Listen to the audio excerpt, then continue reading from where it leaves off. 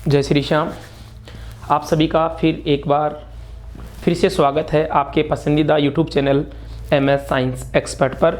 और हम फिर से आपके लिए लेकर आए हैं नया वीडियो, नई क्लास। और वो क्लास संबंधित है राजस्थान यूनिवर्सिटी के जो अभी सेमेस्टर एग्ज़ाम होने वाले हैं BSc फर्स्ट ईयर के, उनके इम्पोर्टेंट क्वेश्चन को लेकर। राजस्थान यूनिवर्सिटी के जो अभी एग्ज़ाम होने वाले हैं BSc फर्स्ट सेमेस्टर के, उनमें हमने जूलॉजी के इम्पोर्टेंट क्वेश्चन आपको करवा दिए।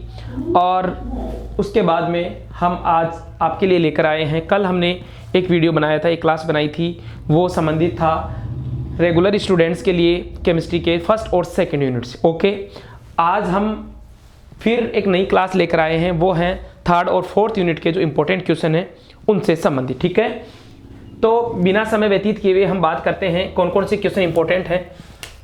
एक स्टूडेंट्स का कमेंट आया था कि सर क्या इतने से क्वेश्चन काफ़ी हैं पास होने के लिए? तो ये इतने से नहीं, बहुत ज़्यादा क्वेश्चन हैं।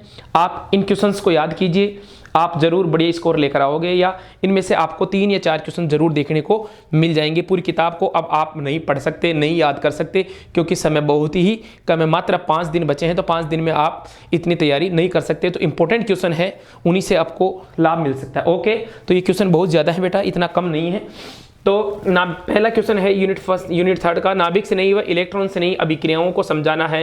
इलेक्ट्रोफिलिक एंड इलेक्ट्रॉन से नहीं अभिक्रियाएं जो उनको समझाना है। दूसरा जो क्वेश्चन है, दूसरा जो पॉइंट है, RS और EYZ जो नामकरण की पद्धति है उसके बारे में आपको टिप्पणी लिखनी है। थर्ड पॉइंट है टिप्पणी लिखने का, ब्यूटेन के न्यूमेन प्रेक्षेपण को समझाना है। ब्यूटेन का जो न्यूमेन प्रेक्षेपण है उसको समझाना है। उसके साथ साथ में उसका ऊर्जा ग्राफ भी आपको बताना है। साइक्लोहेक्सेन के संरूपण और समावयवी, साइक्लोहेक्सेन के संरूपण समावयवी जितने यौगिक हैं उनके बारे में आपको टिप्पणी लिखनी। एक क्वेश्चन तो हो गया, नाभिक से नहीं, इलेक्ट्रॉन से नहीं, RYS और EYZ नामकरण, न्यूमेन प्रेक्षेपण हो गया, और साइक्लोहेक्सेन के संरूपण समावयवी से संबंधित। क्वेश्चन नंबर 2, मेसो समावयवी एवं अति संयुग्मन को समझाना है।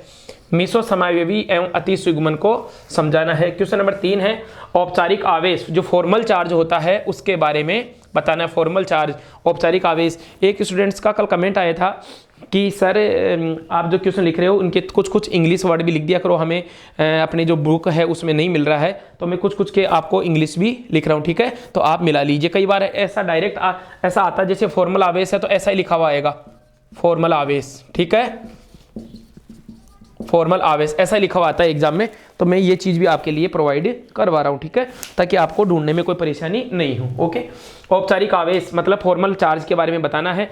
विन्यासी एवं संरूपण, विन्यासी और संरूपण में आपको अंतर बताना है। इरिथ्रो और थ्रियो आइसोमर्स, 2 प्रकार के आइसोमर्स होते हैं, इरिथ्रो आइसोमर्स और threo isomers. Very very important point है, उनके बारे में आपको समझाना है। टिप्पणी नंबर 4 है, इंडक्टिव मिसोमेरिक इफेक्ट मतलब प्रेरक प्रभाव। इंडक्टिव मिसोमेरिक इफेक्ट को समझाना है, प्रेरक प्रभाव को आपको समझाना है।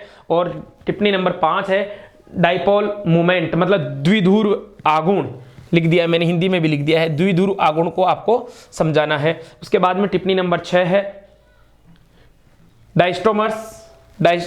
डायस्टोमर्स के बारे में आपको बताना है। ओके, डायस्टोमर्स क्या होते हैं। इसके अलावा ये हो गए अपने क्वेश्चन नंबर 1, क्वेश्चन नंबर 2 और क्वेश्चन नंबर 3। क्वेश्चन नंबर 3 जो है, 3 जो क्वेश्चन है उनमें हमने 10-12 टॉपिक ले लिए हैं, उनमें से आपको 3 या 4 टॉपिक देखने को मिल जाएंगे। ओके, उसके बाद में बात करते हैं यूनिट 4 की लास्ट यूनिट और केमिस्ट्री के भी लास्ट क्वेश्चन। ओके, पहला क्वेश्चन है, टिप्पणी लिखिए, right A short notes on given points, जिसमें फर्स्ट है अभिक्रिया वेग का टक्कर सिद्धांत।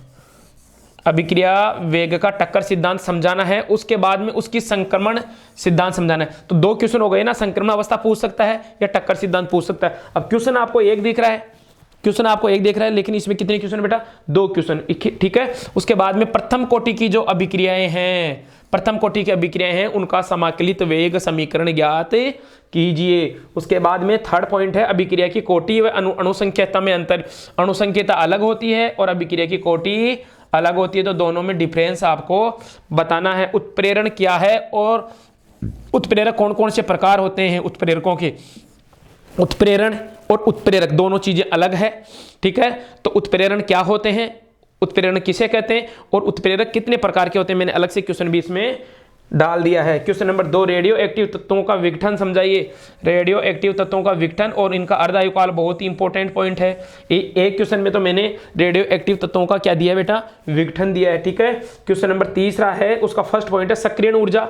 अब देखो ये कितने टॉपिक हो गए, सक्रियण ऊर्जा, ताप गुणांक, सक्रियता संकुल, आरएनए सिद्धांत, आरएनए समीकरण, द्वितीय कोटि की अभिक्रियाओं के समाकलित वेग समीकरण, प्रथम कोटि की अभिक्रिया के लिए समाकलित वेग समीकरण और द्वितीय कोटि की अभिक्रिया के लिए समाकलित वेग समीकरण का हमने डाल दिया है। और उत्प्रेरकों के प्रकार।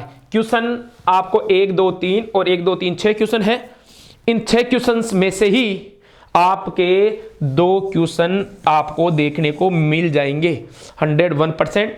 तो अभी जितना समय बच रहा है, इस बचे हुए अल्प समय में आप इन क्वेश्चंस की तैयारी में लग जाओ, ठीक है। अभी ज़्यादा इधर उधर हाथ पांव मारने की जरूरत नहीं है, क्योंकि समय अपने पास बहुत ही कम है। जितना आपको मिला है उसका ही आप रिवीजन नोट्स बनाकर, या आपके जो नोट्स हैं उनमें इनको अंडरलाइन करके टिक करके आप याद करना चालू कर दो। हो सकता है मैं समय मिला तो इन क्वेश्चंस की जो आंसर हैं उनका आपको समझा तो नहीं पाऊंगा, क्योंकि समय इतना नहीं है। वीडियो प्रोवाइड करवा सकता हूं स्लाइड एनिमेशन के दौरान। हो सका मेरे को अगर टाइम मिला तो मैं ये कर सकता हूं, क्योंकि अभी तो बॉटनी के क्वेश्चन बाकी हैं और अभी 3rd सेमेस्टर के क्वेश्चन बाकी हैं।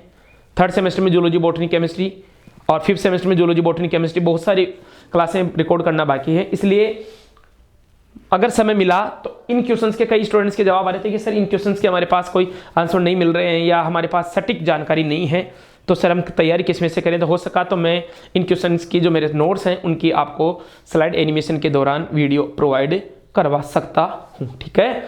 आप यूं ही चैनल पर बने रहिए, अपना प्यार चैनल को लुटाते रहिए, देते रहिए।